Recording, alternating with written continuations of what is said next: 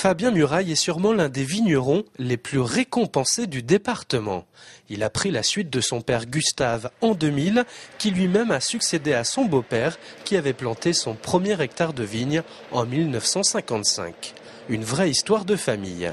Après des études d'œnologie et de viticulture, Fabien reprend le domaine familial, le développe, participe à des concours et gagne de nombreuses médailles d'or au concours général agricole de Paris ainsi qu'à celui des fiefs vendéens où cette année, il aura remporté tout de même l'or pour le rouge, le rosé et le blanc, de quoi rendre son papa plutôt assez fier de son fiston. Il est très passionné, très pointu dans le raisin, très pointu dans le vin. Il ne faut pas de défaut du tout, c'est sans défaut.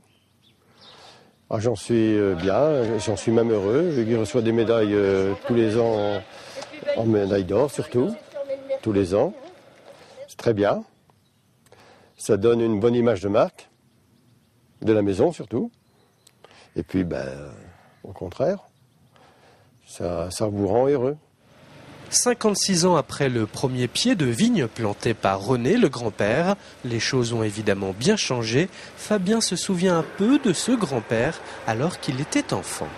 Bon, mon grand-père est décédé il y a quand même pas mal d'années, mais je m'en souviens, on a fait les vendanges manuelles, c'était en famille, où on transportait la vendange dans des basses en bois, où après on allait effectivement presser. C'était plus... La convivialité, c'est vrai que les choses ont énormément évolué, c'est plus mécanisé. Donc il y a quand même une évolution, même si ça remonte un petit moment et mes souvenirs sont quand même pas importants. Être vigneron, c'est un métier d'amour entre l'homme et la nature. Le vin, c'est le sang de la terre. Fabien a comme objectif d'élaborer de véritables nectars. C'est un vrai passionné. C'est beaucoup de travail, et beaucoup d'observations, très à l'observation, aussi à l'écoute, parce que l'observation, je dis l'observation plus des conditions climatiques et à l'écoute plus par rapport au goût du consommateur. Avec environ 100 000 bouteilles qui sortent chaque année du domaine, le Clos des Chaumes reste encore une entreprise plutôt assez confidentielle. Le vignoble s'étend aujourd'hui sur 16 hectares, alors qu'il n'y a encore que quelques années, la quasi-totalité du vin produit partait chez un négociant.